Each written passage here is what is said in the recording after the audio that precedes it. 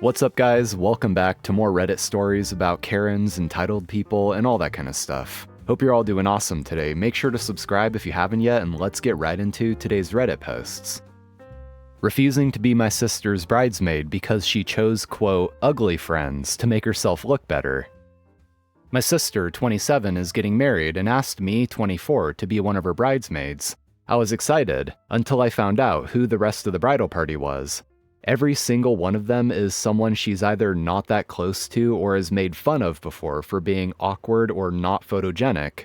Some of her actual best friends, the ones who she sees all the time, weren't even asked. It felt weird, so I asked her why she picked this group. She kind of laughed and said, "You'll understand when it's your wedding. You don't want people who will outshine you in your own pictures." I just stared at her. I asked, "So you picked them because you think they'll make you look better?" She rolled her eyes and said, "It's not that deep. I just want to feel confident that day, and I'm allowed to be a little selfish for my wedding." That rubbed me the wrong way. I told her I didn't want to be part of a bridal party built on tearing other people down, even subtly, and that she should have picked people she actually cares about. Now she's calling me judgmental and sensitive, and our mom says I'm being too idealistic and should just support her. I feel like going along with it makes me complicit. These are the new metrics? Okay, everyone is fired. So I work at a large company, Fortune 50 company. But like everywhere, management comes up with one-size-fits-none metrics. The latest was revealed to us by our manager, who surprisingly is the hero of the story. It has always been the metric that if you fell below 70% of your quota on a quota-eligible role, you risk being put on a performance review plan. It is also well known that anyone getting on a PRP is pretty much toast. Either you get fired for failing the PRP or you are first on the next layoff list. And usually they replace you with a newbie fresh out of college in one of the lower two bands. My particular team is made up of all senior people. Every one of us is in one of the top 2 skill grades, so we know we are a target, which is insane, as all of us engage the C-suite at other very large Fortune 500 companies and act as trusted advisors. We cannot be replaced by a new grad with intern-level performance. So our intrepid hero, my boss, is pulled into a 2-day seminar about 2 months ago that goes all the way to the General Manager of Sales, Americas. Several senior HR managers are there too.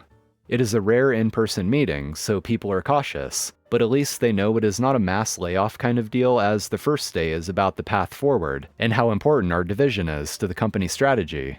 They go on about how our division is the front line of expanding sales in our partner program, to take it from 60% of revenue to 85% of revenue, with 75% of new growth expected to come from the partner channels.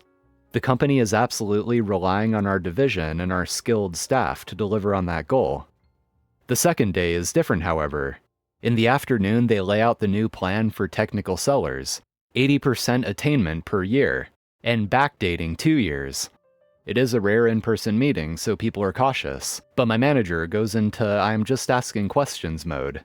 So let me understand, if last year they hit 100% attainment, and 75% of the team did, but the previous year they hit 79%, then they are on a PRP? HR hems and haws. Well, yes, that is how it would work. I see, and there is no exceptions? The GM speaks up. That's correct. Everyone must be a top performer. No exceptions. My manager starts gathering his things up. "Would you mind if I skip the rest of the day? I have a lot of work to do, apparently." The GM looks at him. "Well, no, we have more to cover. What is so urgent?" He looks at the GM and maliciously complies with the stated metrics. Based on the metrics and the no exceptions rule, I have to prepare PRPs for my entire team. No exceptions. I will need to start the open headcount to hire replacements for everyone too. The GM looks confused, attempting to digest this new information. Most of the rest of the managers stick their hands up. We need to go too. We need to write up PRPs for all our people too, and submit open headcounts. A quick count shows that 80% of our division would be on a PRP. Given the failure rate, that means about 70% of the team will be fired, 10% will be laid off, and 20% will remain. For the growth strategy of the company, the tip of the spear in partner sales. My boss points out that retention of personnel and reduced turnover is part of the roll-up objectives, as well as attainment of his reports. That means that he will be PRP'd, as will his manager and her manager. All the way up the chain, no exceptions. The meeting wraps up after the discussion dies down and the GM says they are not implementing this now, but in a few months. In those 2 months, there are more online meetings, questions asked, more data pulled from the HR systems, meetings with HR and legal, who is now very interested in this plan of theirs, culminating in a meeting this last Monday where the revised plan is revealed. A new exceptions plan has been put in place, at the insistence of the legal department. Gone is the informal, put together a package to be evaluated for an optional exception for your employee. Now there is a set of formal exceptions that cover a number of categories. Legal ones like taking family leave or medical short-term disability in the last 3, and functional ones like having been moved between departments or job titles, or having a non-quota designation in the last 2 years. If the quota plan changed significantly or had a metric with no previous history to set the target. There is 10 or 12 categories, depending if you count the overlaps. An exception resets the timer to the next calendar year. So if someone qualifies in January, they're off the hook until next January. Turns out everyone in the division now qualifies for one or more of those exceptions. Imagine that. Epilogue. Turns out HR did not do an analysis of how many people would be impacted in our division, as the numbers were done worldwide over 100K employees with quota, not by department. Their numbers said 11% of us would end up on PRPs. Let's not get into how they are trying to reduce headcount by driving people into leaving or retiring early. Also, when legal found out they were backdating the requirement, they went ballistic. Legal also went spare when they saw no exceptions for federally protected leave, like family or medical disability. Gotta love my boss. He looks out for us, often by maliciously complying with stupid requirements. Now I know this one had a fair bit of business jargon and corporate politics that not all of us would really care about, but I think the overall premise is what's kind of amusing here. That people would actually try to enact these rules and policy changes that would effectively get 80% of a team fired, and they somehow weren't even able to realize that beforehand. And this was just one department too. Makes you wonder how many other departments would have been affected in the same way too if this plan actually went into effect without being revised. Creepy guy watched me through my window at night. This creeped me the F out, and I still can't believe this happened. I'm going back and forth between blaming myself, gaslighting myself into thinking it's not that big of a deal, and just silently freaking out inside my head.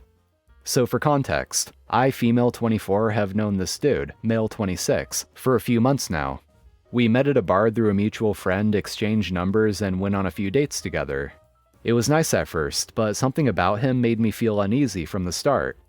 After a few dates, I noticed some pretty manipulative behavior in him, and he slowly started to disrespect my boundaries. Things also moved way too fast for my liking, and even though I talked to him multiple times about my desire to slow things down, he never changed any of his behavior. After a few incidents where I felt increasingly uncomfortable around him, I decided to end all contact via text.